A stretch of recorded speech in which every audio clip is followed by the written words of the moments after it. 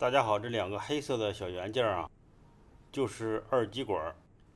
二极管呢很简单，就两个腿儿，它的右端呢有一个银色的色环，这是二极管负极的一个标志。我们看这个小的也是一样，在右端呀，它也有一个银色的色环。这边呢就是二极管的负极，那么另外一端呢就是二极管的正极了。二极管呢是一种半导体。半导体呢，就是向一个方向通电，而相反的方向呢，它会截止。因此呢，它对交流电啊具有整流的作用。对它的测量呢，我们也说过，就是红标笔接正极，黑标笔接负极。这个时候呢，二极管是导通的状态。这个个小的二极管也具有同样的特征。而当我们把黑标笔接正极，红标笔接负极的时候，它呢就会呈现截止的状态，这是我们用数字万用表测量的时候，它是这个特征。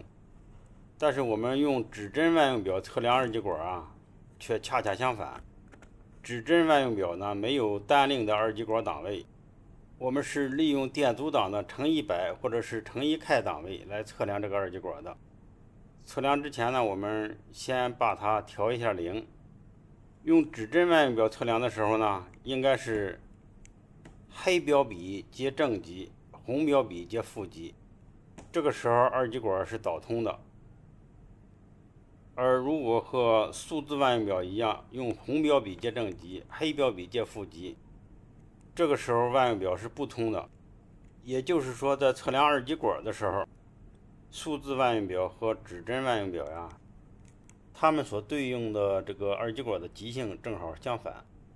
这一点呢一定要注意，否则的话容易混淆它的正负极。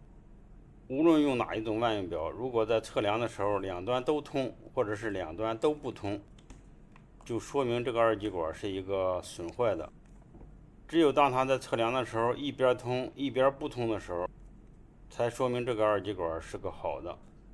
当然啊，它的正负极我们根据标志也可以看出来，有标记一端是二极管的负极，那么另外一端呢就是二极管的正极。